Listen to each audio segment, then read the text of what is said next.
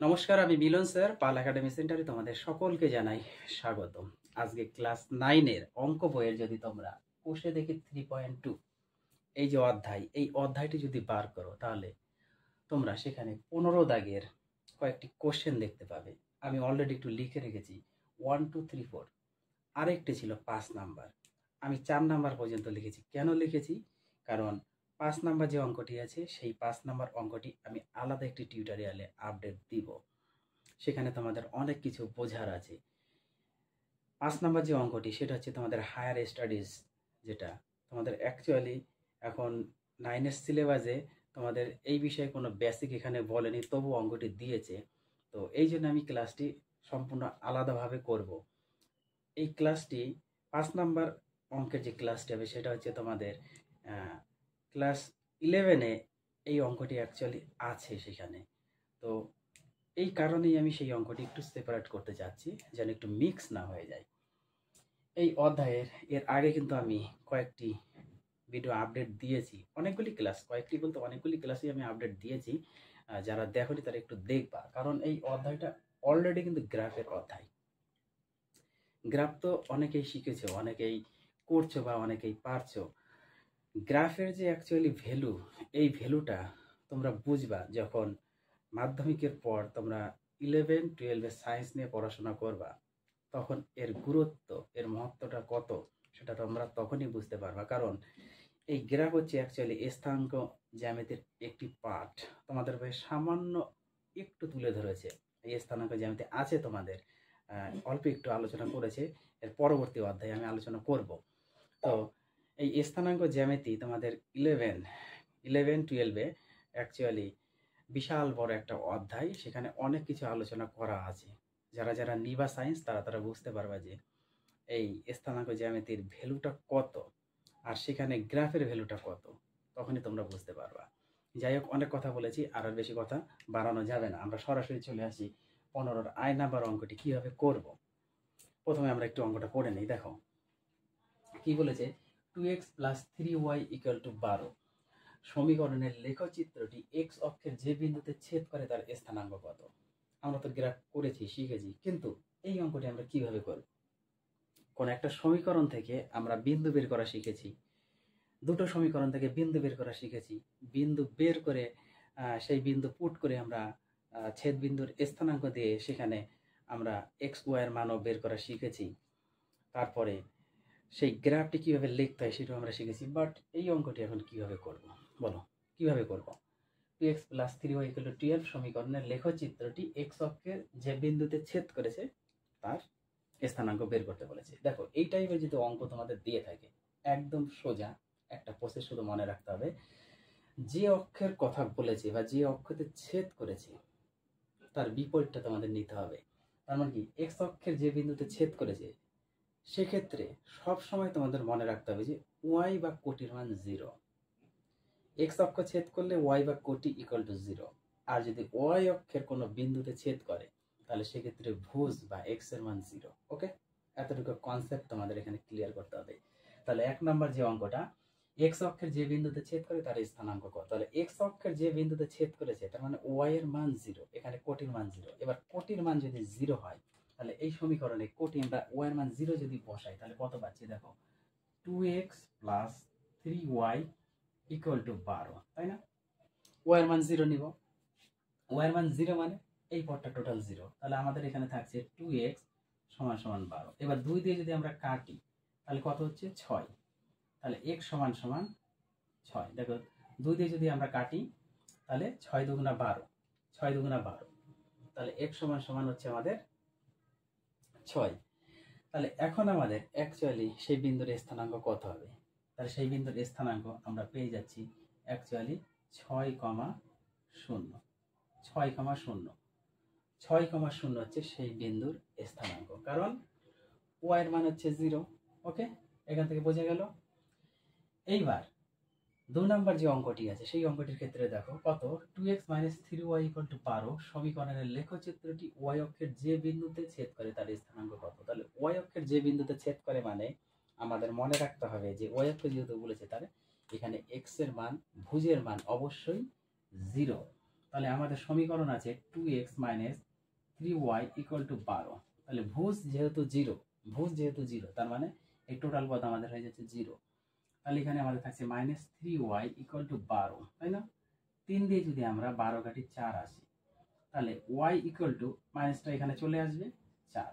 তাহলে y equal to 4 যদি হয়, তাহলে y অক্ষের যে বিন্দুতে ছেদ করেছে তার স্থানাঙ্কটা কত হবে? প্রথমে x এর মান আমরা নিব 0 আর y এর মান -4 চলে এসেছে। তাহলে সেই বিন্দুর স্থানাঙ্ক 0, -4। আর এটার কিন্তু তোমরা পেলা 6,0। ওকে, আশা করি 1 আর 2 নম্বর অঙ্কটি নিয়ে কোনো সমস্যা নেই। এইবার আসি আমরা 3 নম্বর অঙ্কটি। দেখো কি বলেছে, 3x plus 4y equal to 12 সমীকরণের লেখচিত্রটি এবং অক্ষদ্বয় দ্বারা গঠিত ত্রিভুজের ক্ষেত্রফল কত। এটা কিভাবে করব? ইম্পর্টেন্স অঙ্কটা দেখো, এই যে 1 আর 2 নম্বর অঙ্কটা যে করলাম, এই অঙ্কের মতো যদি আমরা 3 নম্বর অঙ্কের ক্ষেত্রে একটু চিন্তা করি, সেটা কি, আমাদের সমীকরণটা দেওয়া আছে 3x, দেখো 3x plus 4y equal to 12।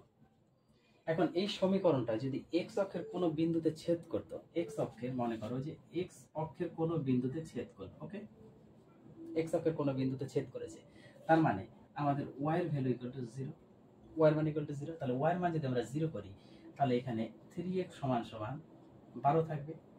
তাহলে 3 দিয়ে যদি আমরা কাটি 4 হয়, 3 দিয়ে কাটলে হচ্ছে আমাদের 4। তাহলে x সমান সমান আমরা পেলাম 4, x সমান সমান আমরা পেলাম 4।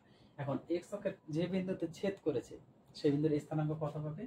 4,0। ওকে, সেম ভাবে এবার যদি আমরা এই সমীকরণটা আবার লিখে নিই 3x plus 4y equal to 12। Same ভাবেই যদি এবার y অক্ষের কোনো বিন্দুতে ছেদ করে এই সরলরেখাটা বা সমীকরণটা, অ্যাকচুয়ালি y অক্ষের কোনো বিন্দুতে যদি ছেদ করে, তাহলে সেক্ষেত্রে কিন্তু আমাদের x এর ভ্যালু 0, তার মানে ভুজের মান 0। এবার ভুজ যেহেতু 0, সেহেতু আমরা এটা লিখতে পারি 4y ইকুয়াল টু 12, তাই না? তাহলে 4 দিয়ে যদি কাটি তাহলে এটা 3 হবে, তাহলে y সমান সমান 3। তাহলে y অক্ষের যে বিন্দুতে ছেদ করেছে তার স্থানাঙ্ক আমরা পেলাম, প্রথমে x এর মান আসবে 0 আর y এর মান তো 3 পেলাম। তাহলে আমরা দুটো বিন্দুর স্থানাঙ্ক পেয়ে গেছি, একটা 4,3, এটা হচ্ছে x অক্ষের দিকে, আর এটা হচ্ছে y অক্ষের দিকে আমরা পেয়েছি 0,3। ওকে, এই দুটো বিন্দু আমাদের একটু লাগবে। আমি এই দিকেরটা একটু মুছে দিই। দেখো, এখন বিন্দুর স্থানাঙ্ক তো আমরা পেয়ে গেছি।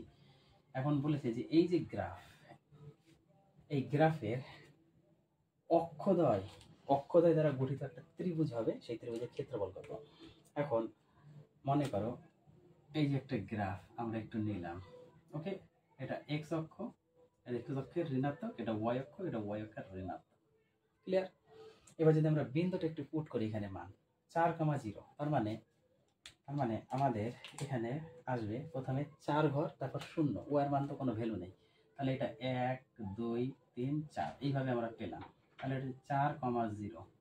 ওকে, আরেকটা 0,3 যদি নেই আমরা, 0,3 যদি নেই, তাহলে এই দিক থেকে আমাদের x এর ভ্যালু 0, তাহলে x এর আমাদের দরকার নাই, আমাদের আছে 3, তার মানে ও এর ভার 3 যায়, 1, 2, 3 আসলাম। তাহলে এই বিন্দুর স্থানাঙ্ক হচ্ছে 0,3 হলো। এখন এইটা যদি আমরা একটু যুক্ত করি, এইভাবে যদি একটু আমরা যুক্ত করি, দেখো এই দাগটাকে যদি আমরা একটু এইভাবে যুক্ত করে দিই, এইভাবে, তাহলে কিন্তু অলরেডি এই যে এখান থেকে এতটুকু, এটা কিন্তু 4 এর দৈর্ঘ্য, আর এটা কিন্তু 3, পেয়েছি না?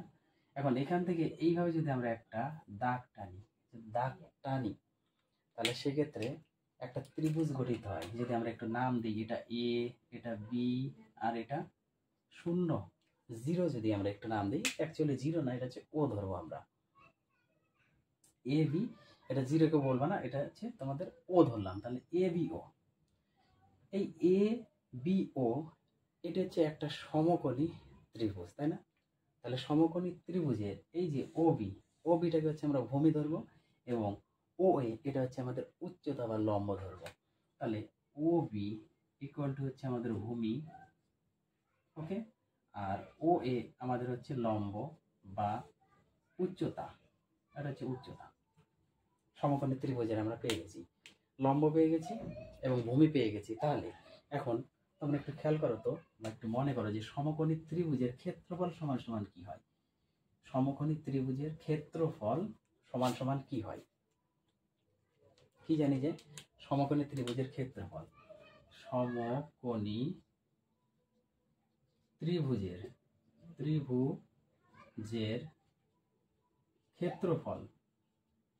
ক্ষেত্রফল সমান সমান কি হয়? হাফ ইন্টু ভূমি ইন্টু উচ্চতা। এই হচ্ছে ক্ষেত্রফলের ফর্মুলা। এবার হাফ তো থাকবে, ইন্টু ভূমি মানে আমাদের কত? 4, ইন্টু উচ্চতা মানে 3। এবার এই 2 দিয়ে যদি 4 কাটে 2 হয়, তাহলে এখানে 2 আর 3 গুণ করলে 6, তাহলে 6 বর্গ একক। ক্ষেত্রফলে যেহেতু বর্গ কথাটা আসে, সেহেতু এখানে আমাদের কিন্তু এখানে অ্যাকচুয়ালি মিটার সেন্টিমিটার কিছু দেওয়া নেই, সেহেতু আমাদের বর্গ একক কথাটা লিখতে হবে। তাহলে এই হচ্ছে তোমাদের 3 নম্বর অঙ্কের যে সমাধান বলেছে, ত্রিভুজের ক্ষেত্রফল সমকোণী, সেই সমকোণী ত্রিভুজের ক্ষেত্রফল 6 বর্গ একক। ওকে, আশা করি 3 নম্বর নিয়ে কোনো সমস্যা নেই। এইবার আসি আমরা 4 নম্বর যে অঙ্কটি, সেই অঙ্কটি দেখো। 6,-8, এই যে 6,-8 বিন্দুটি এক্স অক্ষ থেকে দূরত্ব এবং ওয়াই অক্ষ থেকে দূরত্ব লিখতে বলেছে। তার মানে কি, এক্স অক্ষ থেকে যখন দূরত্ব যাব তখন ওয়াই এর ভ্যালুটা, ওকে, এক্স অক্ষ থেকে যখন দূরত্ব যাব তখন ওয়াই এর ভ্যালু, আবার ওয়াই অক্ষ থেকে যখন যাব তখন এক্স এর ভ্যালু। তাহলে এক্স অক্ষ থেকে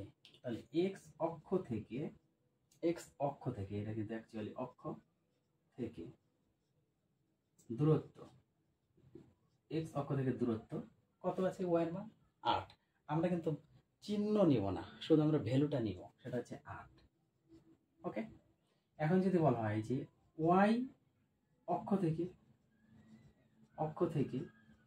দূরত্ব, ওয়াই অক্ষ থেকে দূরত্ব কত? এবার ওয়াই অক্ষ থেকে দূরত্ব আমরা যদি ধরি, তাহলে এক্স এর মানটা নিব, কত আছে? 6। বোঝা গেল? এই হচ্ছে তোমাদের 1, 2, 3, 4 এই 4টে অঙ্কের সমাধান। তাহলে এই 4টে অঙ্ক তোমরা একটু মনোযোগ দিয়ে করো। আবার দেখা করবো তোমাদের সাথে পরবর্তী পার্ট নিয়ে।